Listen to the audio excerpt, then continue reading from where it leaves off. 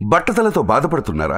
ఆధునితనమైన పద్ధతిలో hair transplantation చేయబడును. Face clinic, Hyderabad. Hi hello, welcome to Suman TV. నేను మీ రోషన్. సో ప్రజెంట్ మనం మార్కాపురంలో ఉన్నాం. మార్కాపురం అనగానే మనందరికీ గుర్తొచ్చేది కందులవారి ఫ్యామిలీ. బయట వినిపిస్తూ ఉంది, మార్కాపురంలో రాజకీయ సమీకరణాలు మారాయా, అన్నా రాంబాబుని ఓడిస్తా, 2024లో టీడీపీ జెండా ఎగరవేస్తా అనే నినాదాలు కూడా వినిపిస్తున్నాయి. కందుల నారాయణ రెడ్డి గారి ఇంట్లో ఉన్నాం ప్రజెంట్, ఆయనతో మాట్లాడేద్దాం. సో నారాయణ రెడ్డి గారు నమస్తే. ఫస్ట్ మిమ్మల్ని చూడగానే చాలా హ్యాపీగా ఉంది సార్, ఎందుకంటే మళ్ళీ నిండుగా ఉన్నారు. 8 నెలల క్రితం నిజంగా చెప్తున్నాను, రాజకీయాలు పక్కన పెడితే నా కళ్ళమ్మటి తెలియకుండా నీళ్ళు వచ్చేసాయి. అంటే ఒక వ్యక్తిని ఒక దేవుడిగా ఆరాధిస్తారు, ఒక అన్నగా, ఇంట్లో పెద్ద అన్నగా, ఒక కొడుకుగా ఆరాధించే వ్యక్తి యాక్సిడెంట్కి గురైన తర్వాత ఏంటి కోమాలోకి వెళ్ళిపోయారా, ఇలా జరిగిందా అని ఒక బాధ అయితే కలిగింది బాగా. తర్వాత మీ అబ్బాయికి కూడా ఫోన్ చేసి మాట్లాడాను, రికవరీ అయ్యారు, బాగున్నారు అన్నారు. ఇప్పుడు కరెక్ట్గా ఉన్నారు సార్, భగవంతుని దయ. సో మళ్ళీ పూర్వవైభవం వచ్చింది మీ ఫేస్లో. కానీ రాలేదు, ఫేస్ వరకు వచ్చింది, కానీ బాడీలో ఇంకా కొన్ని అంటే ఇప్పుడు కాళ్ళు ఒకటి ప్రాబ్లమాటిక్ గా ఉంది, సెట్ కాలేదు, మళ్ళీ ఆపరేషన్ అంటున్నారు. ఓకే, కాకపోతే ఏంటంటే ఇప్పుడు ఎలక్షన్ స్టార్ట్ అయింది కాబట్టి ఇప్పుడు ఆపరేషన్ చేసుకుంటే కష్టం అని చెప్పి అసలు మీ కాళ్ళకి ఇంకా కట్టడి చేయలేం మనం, వద్దన్నగానే వెళ్ళిపోతారు, చిన్న నెట్టుకుంటూ పోతున్నారు. తర్వాత ఎలక్షన్స్ అయిపోయినాక ఆపరేషన్ చేయించుకోవాలి. యువగలంలో కూడా స్పీచ్ విన్నాను, ఆ చైర్లో కూర్చొని కూడా అంత పవర్ఫుల్గా మాట్లాడారు, కానీ ఎక్కడో తెలియని ఒక బాధ అయితే ఉంది చాలామందికి. బట్ ఇప్పుడు చూస్తున్న వాళ్ళు చాలా హ్యాపీగా ఫీల్ అవుతున్నారు. ఎలా ఉంది మార్కాపురం నియోజకవర్గం? వేడివేడిగా ఉందా, లేకపోతే కూల్గా ఏం లేదు, వార్ వన్ సైడ్ అవుతుంది అని ఎలా అనిపిస్తుందా మీకు? వారు వన్ సైడే ఉంటుంది. ఎలా? ఈరోజు సమీకరణాలు మారి క్యాండిడేట్లు మారినంత మాత్రాన ఏదో టైట్ అవుతుందేమో, ఓడిపోతారేమో అనేటువంటి ఫీలింగ్ కల్పించాలని ప్రయత్నం చేస్తూ ఉన్నారు ఒక వర్గం. కానీ వారైతే వన్ సైడే ఉంటుంది. ఎందుకంటే నా ప్రజల మీద నాకున్నటువంటి నమ్మకం, నేను 22 సంవత్సరాల శ్రమ ఉంది నా వెనక.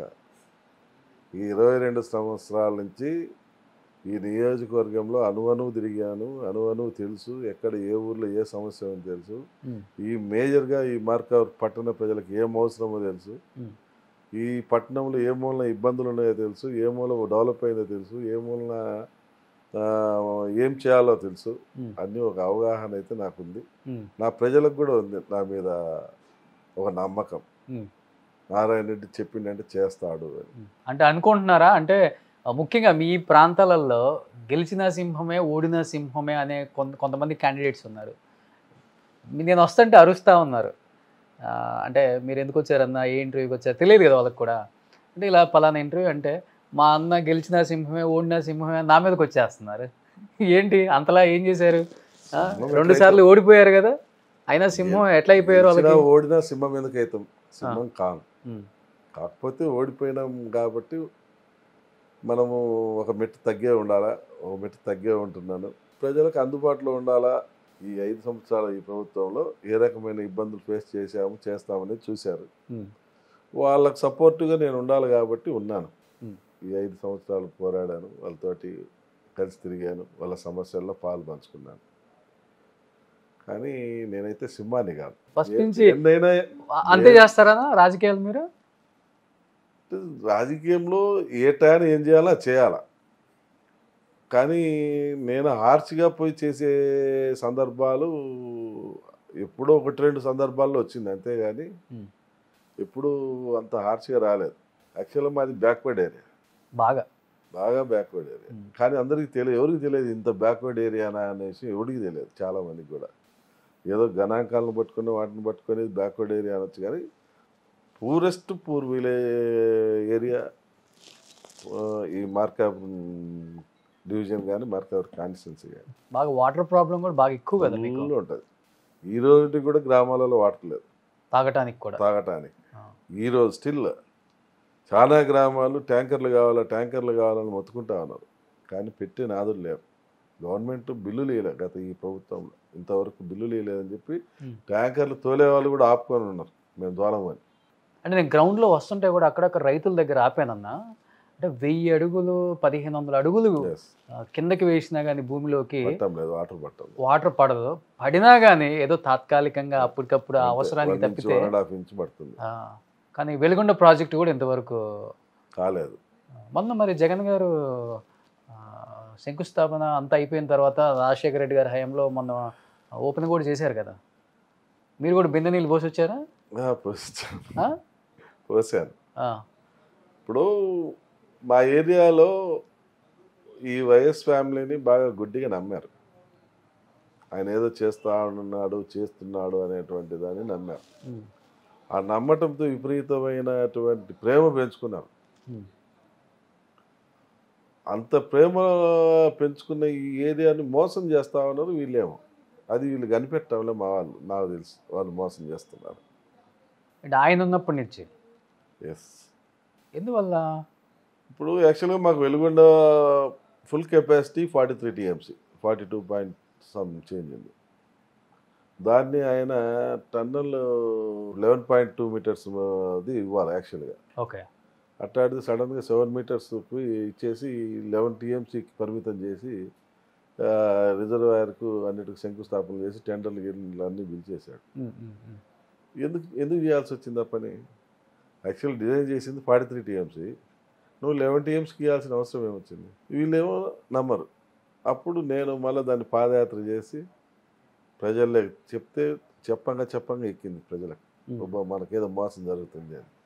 యాక్చువల్గా 11 TMCకి వస్తే ఒక మార్కాపూర్లో కొంత భాగము, ఎర్రగొండపాలెంలో కొంత భాగము, గిద్దలూరులో కొంత భాగం వరకు ఆయకట్టు వస్తుంది, మిగిలింది ఆయకట్టు రాదు. ఓకే. మళ్ళీ నేను పాదయాత్ర చేసి ఆ సెకండ్ టన్నల్ కావాల్సిందే మాకు ఇస్తారా ఇయ్యరా అన్నప్పుడు అప్పుడు మళ్ళీ నేను ఫైనల్ డే రోజు 45,000 మంది వచ్చారు రైతులు మీటింగ్ పెడితే. అప్పుడు ఇది ప్రజల్లో వ్యతిరేకత వస్తుంది, కంపల్సరీగా మీరు న్యాయం చేయాల్సిందేనని చెప్పి ఈ అప్పుడున్నటువంటి అధికార పార్టీ సపోర్టర్స్ అందరూ పోయి గట్టిగా ఇది చేస్తే ఇమీడియట్గా సెకండ్ టన్నల్ శాంక్షన్ చేసి ఇచ్చారు. ఈరోజు ఫుల్ ఫ్లెడ్జ్గా వాటర్ వస్తుందని ఒక ధైర్యం ఉంది, నమ్మకం ఉంది. కానీ ఆయన ఆ రకంగా చేశారు రాజశేఖర రెడ్డి గారు.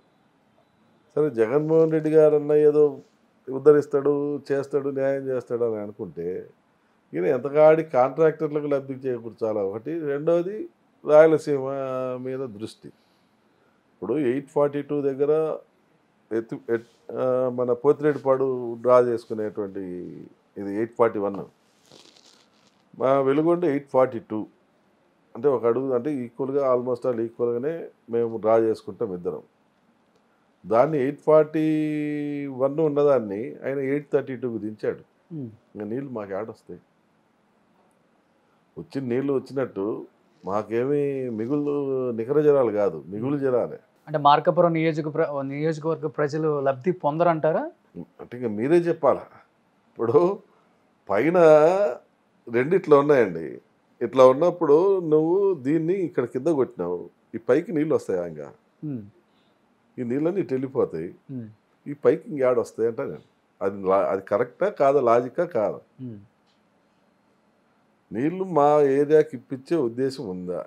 ఎప్పుడు మన వరదలు వచ్చాయి చూసారా, మొత్తము కొట్టుకుపోయి గందరగోళంటే శ్రీశైలం డ్యామ్ దిగిపోద్దేమో అనుకున్నంత వరదలు వచ్చినాయి 12లో. ఆ రకంగా వస్తే అప్పుడు నిడుతుంది మాది. అది 42 days కంటిన్యూగా వరద వస్తే రోజు ఒక TMC లెక్క రావాలి. 42 రోజుల పాటు వరదలు వస్తాయా? 42 రోజుల పాటు నువ్వు గేట్లు మూసుకొని మా ప్రాజెక్టు నింపుతావా? రాయలసీమ కాడ కొట్టిన 832 గేట్లు క్లోజ్ చేసి 842కు గేట్లు వస్తావా? మమ్మల్ని మభ్యపెట్టం కాదా, ఈ అమాయకుల్ని మోసం చేయటం కాదు అది. వీళ్ళకేమో తెలియదు, చెప్తే అర్థం చేసుకోవట్లేదు. వస్తాయిలే నీళ్ళు వస్తాయిలే, ప్రాజెక్ట్ పూర్తి అవుతుంది అనుకుంటారు. సుమన్ టీవీలో మీ పర్సనల్ అండ్ బిజినెస్ ప్రమోషన్స్ కోసం కింది నెంబర్కి కాంటాక్ట్ చేయండి.